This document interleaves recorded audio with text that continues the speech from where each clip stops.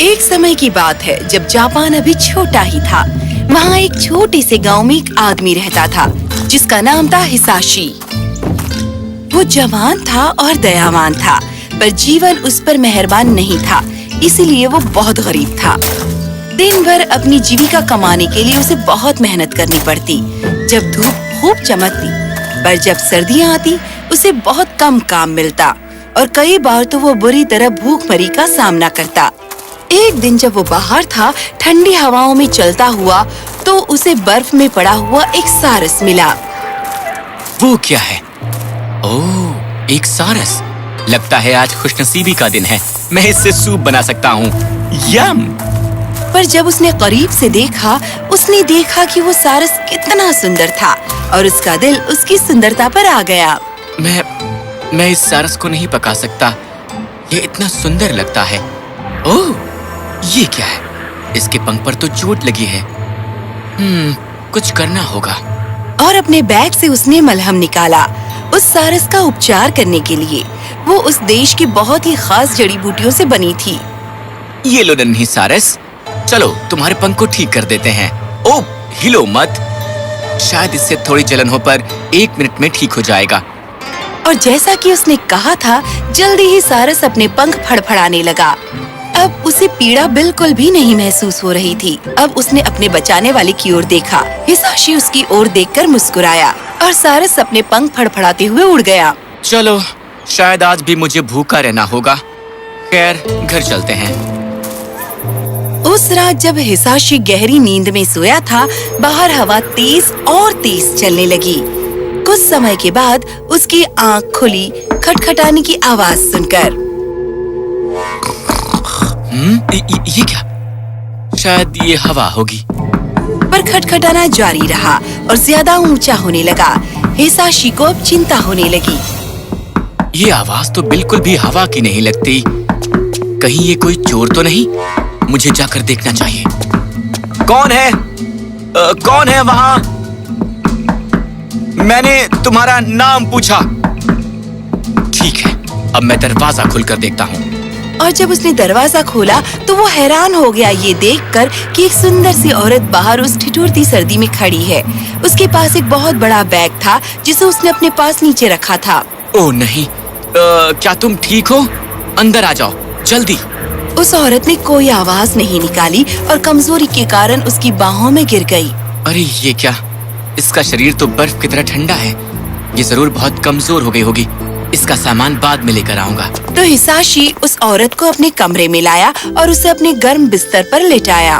ठीक है, अब तुम्हें आराम मिलेगा। भूखी और ठिठुरती एक खूबसूरत अजनबी लड़की मेरे घर में है। कैसा अजीब दिन है। और रात भी। वो जल्दी ही गहरी नींद में सो गया, बुझती हुई बत्ती के सामने। अगली सुबह जब वो उठा तो उसने देखा कि वो औरत उसके बगल में बैठी है।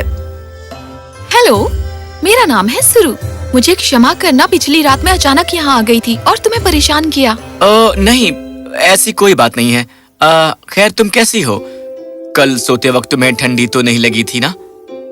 मैं बिल्कुल ठीक हूँ और मुझे बहुत अच्छी नींद भी आई। धन्यवाद। पर मुझे बताओ कि तुम आखिर आई कहाँ से हो? मेरे पास असल में कोई घर नहीं है। मैं सर्दी में भटक रही थी जब मुझे तुम्हारा घर दिखाई दिया। मेरे पास ठहरने की कोई जगह नहीं है।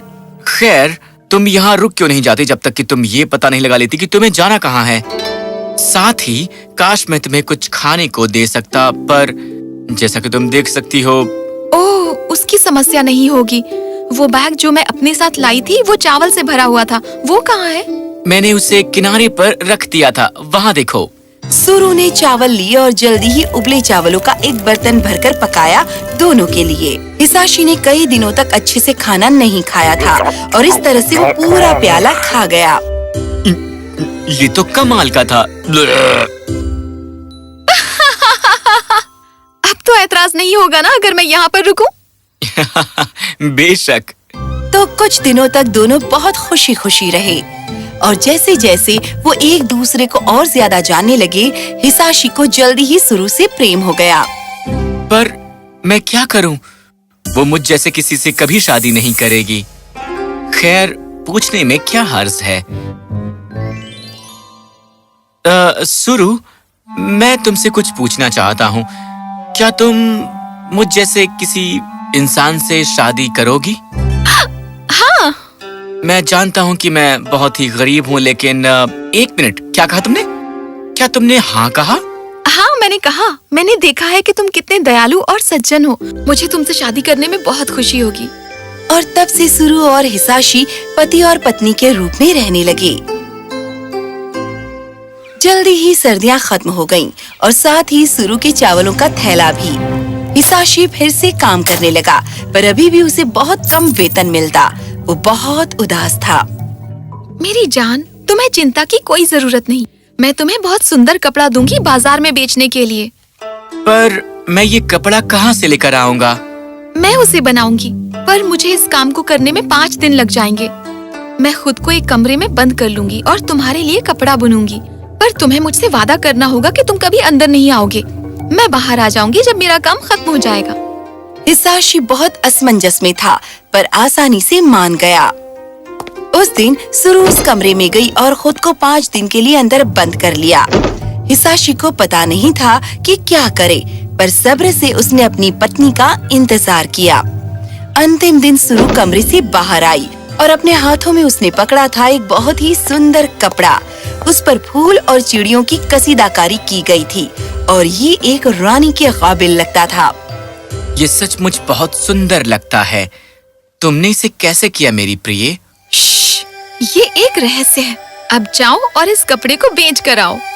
तो हिसाशी बाहर गया और उसने वो कपड़ा बेचा। जब वो घर वापस आया तो सचमुच अच्छी मूड में था। वो अपनी पत्नी से मिला और उसने उसे बताया कि वो कैसे एक बहुत अच्छी रकम में उस कपड़े को बेच पाया। ये तो बहुत अच्छा है प्रिय। इस पैसे से मैं तुम्हारे लिए बहुत ही स्वादिष्ट खाना बनाऊंगी। ये कुछ समय तक चला। सुरु अपने आप को 5 दिनों के लिए कमरे में बंद कर लेती और हिसाशी सब्र से उसका इंतजार करता। पर हर बार जब वो कमरे से बाहर आती तो पिछली बार से ज्यादा थकी हुई लगती।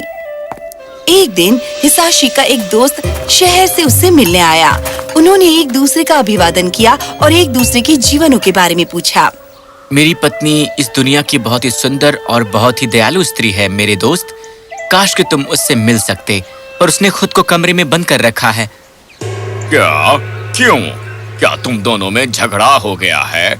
हिसाशी ने सुरु के कामों के बारे में बताया और उसके दोस्त को ये बहुत मनोरंजक लगा। ये अजीब बात है। तुम उसके पति हो और फिर भी तुम्हें पता नहीं कि वो ऐसा क्यों कर रही है।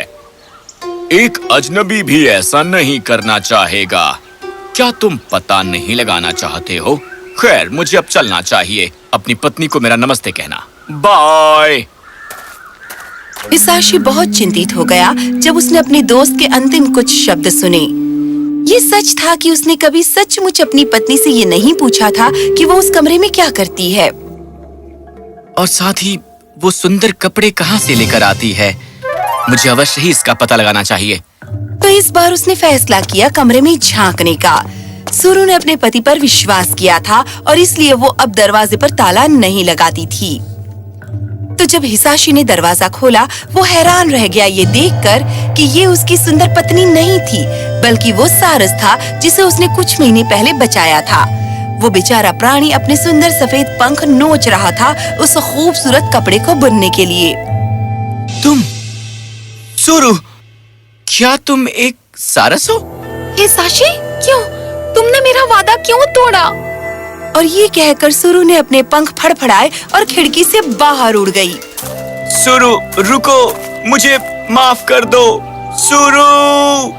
झूठ बोलने के लिए मैं तुमसे माफी चाहती हूँ, पर उस रात मेरी जान बचाने के लिए मैं तुम्हें धन्यवाद कहना चाहती थी और मैं तुमसे ही प्रेम करती थी, पर मुझे जरूरत थी कि तुम मुझ पर भरोसा करो। कृपया मेरे साथ रहो। मैं फिर से कभी तुम्हारा कोई वादा नहीं तोड़ूंगा। पर सुरु हवा में ऊंची उड़ गई और फिर कभी वापस नहीं आई। हिसाशी का दिल टूट गया। वो सुरु से अत्यधिक प्रेम करता था और तब से किसी और से विवाह नहीं किया। वो आकाश को देखते हुए भटकता रहता, उसके वापस आने का इंतजार करते हुए, पर वो कभी भी नहीं आई। उसने उसका भरोसा तोड़ा था और भरोसा दोबारा नहीं भरा जा सकता, तो शायद ये आपको वापस न मिले, और यदि ये मिले भी तो वो वैसा नहीं रहेगा।